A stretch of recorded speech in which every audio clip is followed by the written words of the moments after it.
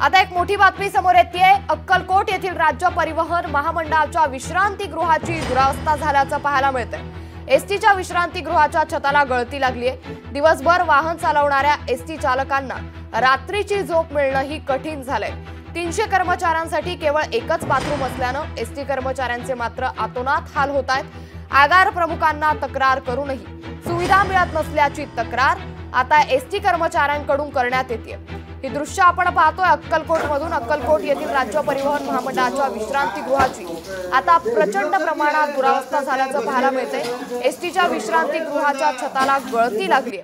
दिवसभर वाहन चालवून एसटी चालकांना रात्रीची झोप सुद्धा मिळणं आता कठीण झालंय। 300 कर्मचाऱ्यांसाठी केवळ एकच बाथरूम असल्यानं एसटी कर्मचाऱ्यांचे मात्र आतोनात हाल होत आहेत।